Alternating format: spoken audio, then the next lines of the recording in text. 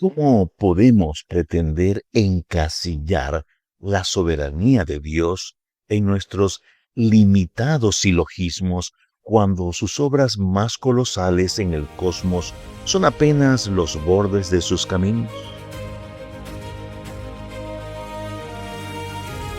Bienvenidos a Maravillosa Creación, el espacio donde la erudición bíblica, los descubrimientos de la arqueología y el corazón pastoral se encuentran para transformar tu vida diaria. Un podcast dedicado al estudio profundo de las Escrituras desde una perspectiva teológica. Viajemos al corazón de la historia para descubrir cómo la providencia divina puede rescatar a alguien del abismo más profundo. Con esta sublime y devastadora ironía, Job responde la retórica vacía de sus amigos en el capítulo 26. Saludos, bendiciones y muy buenos días. Bienvenidos. Hoy estaremos observando cómo Dios cuelga la tierra sobre la nada. Esto es un eclipsado esplendor que la ciencia no puede contener, marcando un hito en la literatura sapiencial de las Sagradas Escrituras, en el contexto cultural donde los mitos cosmogónicos aborígenes describían el universo sostenido por pilares físicos o divinidades exhaustas. Este pasaje quiebra todo paradigma al declarar una cosmología audaz y revolucionaria. El capítulo se erige como una antítesis poética y un cántico a la soberanía cósmica de Dios que se extiende desde las profundidades del Seol hasta la inmensidad del firmamento. Job recurre a una ironía cortante para desmontar la falacia teológica de sus interlocutores, quienes pretendían defender a un Dios omnipotente mediante discursos cargados de una piedad barata que en nada aliviaba el sufrimiento humano. Para capturar la majestuosidad de este lamento triunfal, es indispensable desenterrar su riqueza léxica original. Primero, en el versículo 7 el texto declara que Dios cuelga la tierra sobre la nada, empleando el vocablo belimá, una palabra compuesta por la partícula negativa belí y el pronombre ma, cuya morfología gramatical se traduce literalmente como sin nada o el vacío absoluto, anticipando por milenios la comprensión de la gravedad universal. Segundo, el versículo 12 utiliza el verbo ragá en una forma intensiva que denota el dominio absoluto de la deidad para sacudir o aquietar el mar en un instante. Fue lo que hizo Jesús, ¿lo recuerdan? Doblegando las fuerzas del caos. En tercer lugar, en el versículo 14, la expresión los bordes de sus caminos emplea la raíz katsah, un sustantivo que morfológicamente se refiere a las orillas o flecos, extremidades de una vestidura, enseñando que lo visible del poder divino es apenas el murmullo de un trueno inabarcable. Este aparente ocultamiento de la plenitud del poder divino halla su perfecto cumplimiento en el escenario del gran conflicto y señala directamente a Jesucristo.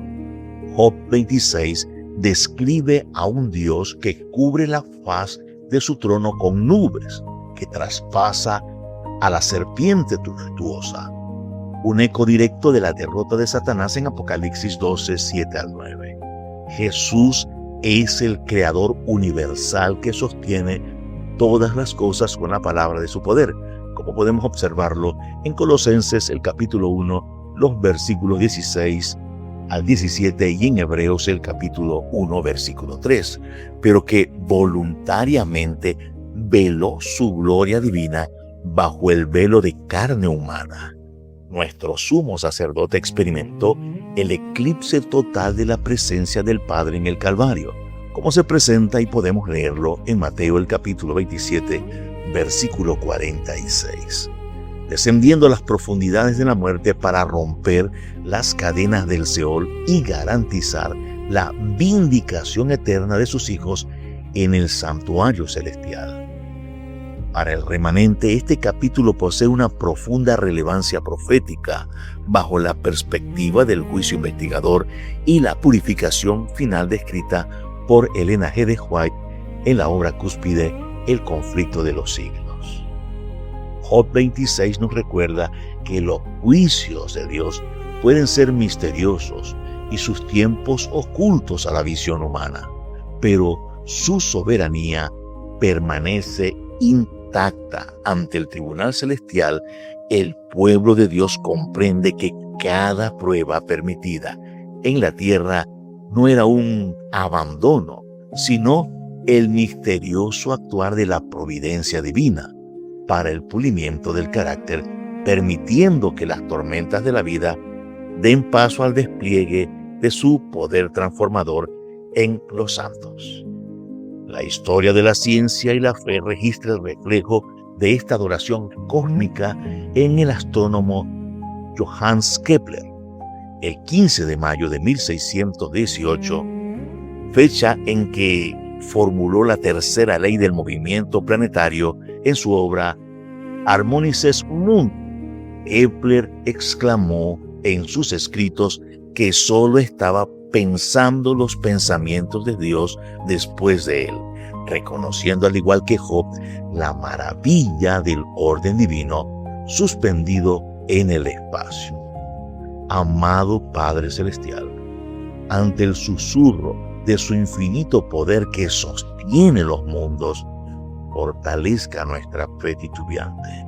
Ayúdenos a confiar en su mano protectora cuando las nubes oculten su trono y perfeccionen nuestro carácter para el día de su gloria. Recuerda, el Dios que tiene el poder de colgar la tierra sobre la nada es el mismo que sostiene tu vida en la palma de su mano. Amén.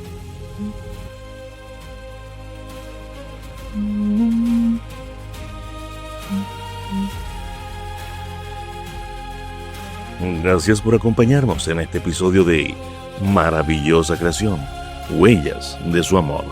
Si este viaje por la historia y la teología y los escritos de la autora cristiana Elena G. de White han enriquecido tu vida espiritual, te invitamos a suscribirte y compartir este episodio con alguien que necesite recordar hoy mismo que la misericordia de Dios no tiene límites. Recuerda, no importa cuán pesadas sean tus cadenas, Cristo ya pagó el precio para hacerte libre. Que el Señor te bendiga y te guarde.